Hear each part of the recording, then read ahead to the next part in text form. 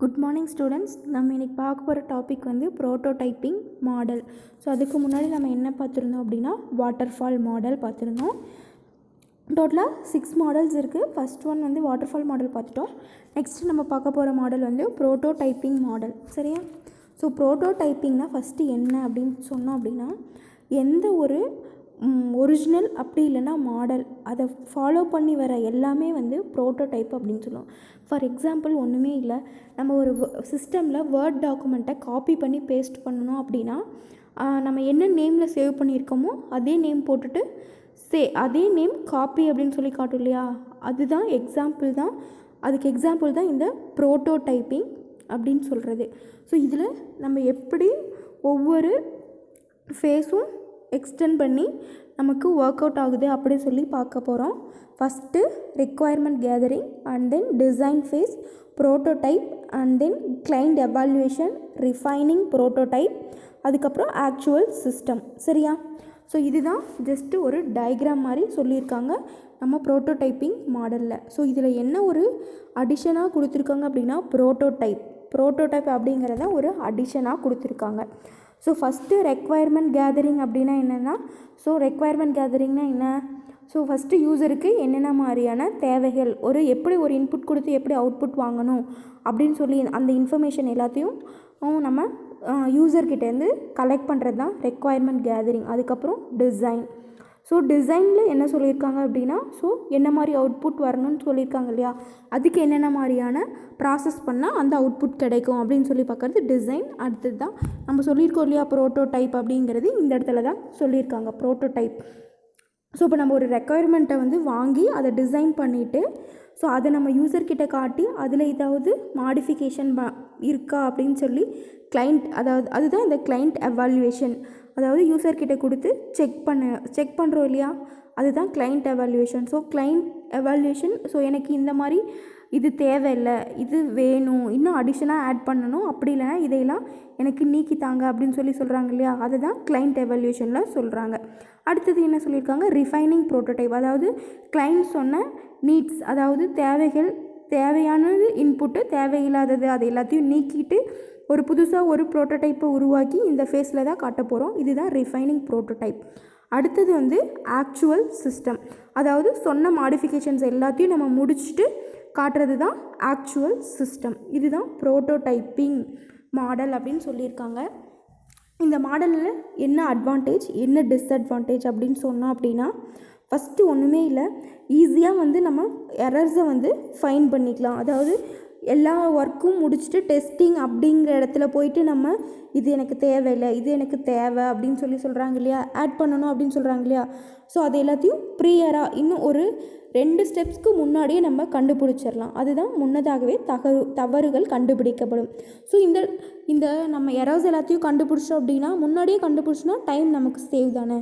So இது ஒரு அட்வான்டேஜாக சொல்லியிருக்காங்க. நெக்ஸ்ட்டு டிஸ்அட்வான்டேஜ் என்ன அப்படின்னா, ஸோ இதில் வந்து ஒரு கன்ஃபியூஷன் நடக்கும். அதாவது எது நம்ம வந்து முன்னாடி நம்ம கலெக்ட் பண்ண டேட்டாஸ் அதுலேருந்து நம்ம என்ன டிஃபைன் பண்ணணும், ஸோ அடுத்தது கிளைண்ட்கிட்டேருந்து என்ன மாடிஃபிகேஷன் வாங்கணும், ஸோ அது எல்லாத்தையும் ஒரே ப்ரோட்டோடைப்பிங் ஃபேஸில் போடும்போது மேக்க கன்ஃபியூஷன் ஆகும்.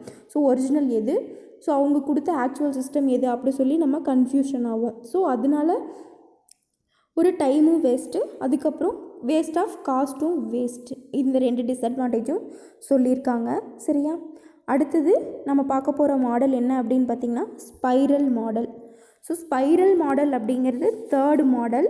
அதாவது combination of waterfall model and prototype model. இந்த 2 காம்பினேஷனையும் தான் சொல்லியிருக்காங்க ஸ்பைரல் மாடலுக்கு. ஸோ இந்த மாடல் வந்து எதுக்கு யூஸ்ஃபுல் அப்படின்னு பார்த்திங்கன்னா பிக் ப்ராஜெக்ட்ஸ். ஸோ நம்ம பார்த்த waterfall model and then prototype model, இந்த 2 மாடலுமே வந்து ஸ்மால் ப்ராஜெக்ட்ஸ்க்கு மட்டும்தான் யூஸ்ஃபுல்லாக இருக்கும். பட் நம்ம இப்போ பார்க்க போகிற ஸ்பைரல் மாடல் வந்து ஸோ கொஞ்சம் அதை விட கொஞ்சம் பெரிய ஸ்டெப்ஸ், அதாவது 4 ஸ்டெப்ஸில் நம்ம முடிக்கிறதுனா அதில் வந்து waterfall model and prototype model use பண்ணிக்கலாம். இது ஒரு 10 ஸ்டெப்ஸ் நமக்கு தேவைப்படுவது அப்படின்னு சொன்னோன்னா இந்த ஸ்பைரல் மாடல், இந்த மாடலில் நம்ம யூஸ் பண்ணிக்கலாம். ஸோ இதுதான் ஒரு டயக்ராம் கொடுத்துருக்காங்க. இது ரொம்ப இம்பார்ட்டன்ட். ஸோ இதில் மொத்தம் 4 ஃபேஸ் இருக்கும். ஃபஸ்ட்டு வந்து பிளானிங், ரிஸ்க் எவாலுவேஷன், அதுக்கப்புறம் வந்து இன்ஜினியரிங் அண்ட் தென் எவாலுவேஷன். மொத்தம் 4 ஃபேஸ் இருக்குது. ஸோ ஃபஸ்ட்டு நம்ம பிளானிங் ஃபேஸில் என்ன பார்க்க போகிறோம். ஸோ நார்மலாக ரெக்குவயர்மெண்ட் கேதரிங்லேருந்து என்ன நடக்குமோ அது எல்லாமே இந்த பிளானிங்லேயும் வரும். அதாவது ரெக்குவயர்மெண்ட் கேதரிங்கை வந்து ஒரு ஸ்டடி மாதிரி பண்ணுறது தான் வந்து பிளானிங் அப்படிங்கிற ஃபேஸ். அடுத்தது வந்து ரிஸ்க் அனாலிசிஸ் ஃபேஸ். ஸோ ஒன்றுமே இல்லை, ரிஸ்க் அனாலிசிஸ்னால் ஸோ என்ன தப்பு எங்கே இருக்குது, அதாவது ஏதாவது தப்பு இருக்கா அதை ஃபைண்ட் பண்ணிவிட்டு அதுக்கு ஏதாவது ஒரு சொல்யூஷன் நம்ம எடுக்கிறது தான் ரிஸ்க் அனாலிசிஸ். அடுத்தது இன்ஜினியரிங் ஃபேஸில் ஒன்றுமே இல்லை. ஸோ நம்மளோட கோடிங் அண்ட் தென் டெஸ்டிங் இங்கே தான் நடக்கும். அதாவது ஸோ நம்ம ஒரு வேல்யூ ஃபார் எக்ஸாம்பிள் a+b அப்படின்னா ஸோ ஏக்கு உண்டான வேல்யூ, அதாவது ஏவோட இன்புட் அண்ட் தென் பியோட இன்புட்டை வந்து கெட் பண்ணிக்கிட்டு ஸோ அடுத்துல டெஸ்டிங் சொல்கிறாங்க இல்லையா, ஸோ அதுக்கு 2 வேல்யூஸ் நம்ம கெட் பண்ணிவிட்டு ஸோ ஆடிங் ஆப்ஷன் இருக்கு இல்லையா, ஸோ ஆட் பண்ண சொல்லியிருக்காங்க a+b. ஸோ அப்போ நம்ம ஆடிங் யூஸ் பண்ணணும் அப்படின்னா தான் வந்து ஸோ வந்து ஒர்க் அந்த ப்ராசஸ் வந்து கம்ப்ளீட் ஆகி நமக்கு கரெக்டான அவுட்புட் கிடைக்கும். ஸோ அந்த மாதிரி தான் இந்த இன்ஜினியரிங் ஃபேஸில் நடக்கும். அடுத்தது எவாலுவேஷன். அதாவது எவாலுவேஷன்னா எதுவும் இல்லை, ஸோ நம்ம முடித்த ஒர்க்கை வந்து நம்மளோட கிளைண்ட் கிட்ட கொடுத்து ஃபீட்பேக் வாங்கிக்கிறது தான் எவாலுவேஷன் அப்படின்னு சொல்லுவாங்க. சரியா? அடுத்தது இதில் என்ன அட்வான்டேஜ் என்ன டிஸ்அட்வான்டேஜ்னு அப்படின்னு பார்த்தோன்னா, ஸோ ஆஸ் யூஷுவல் நான் முன்னாடி சொன்னது தான் it's helpful for big project. அதாவது பெரிய ப்ராஜெக்ட்டுக்கு நம்ம இந்த ஸ்பைரல் மாடல் யூஸ் பண்ணிக்கலாம். ஸோ ஏர்லியராகவே ஃபைண்டை வந்து நம்ம அதாவது ரிஸ்க்கை வந்து கண்டுபிடிக்க முடியும் அப்படின்னு சொல்லியிருக்காங்க. அடுத்தது இதோட டிஸ்அட்வான்டேஜ் என்னன்னு பார்த்தீங்க அப்படின்னா, ஸோ இது ஃபஸ்ட்டு அட்வான்டேஜில் என்ன சொல்லியிருக்காங்க, பெரிய ப்ராஜெக்ட்டுக்கு யூஸ் ஆகும்னு சொல்லியிருக்காங்க. ஸோ அதை வந்து நம்ம டிஸ்அட்வான்டேஜில் எப்படி சொல்லலாம், ஸோ ஸ்மால் ப்ராஜெக்ட்டுக்கு வந்து இது சூட் ஆகாது, ஸோ இதோட காஸ்ட் வந்து ஹை ஆகும் அப்படின்னு சொல்லியிருக்காங்க.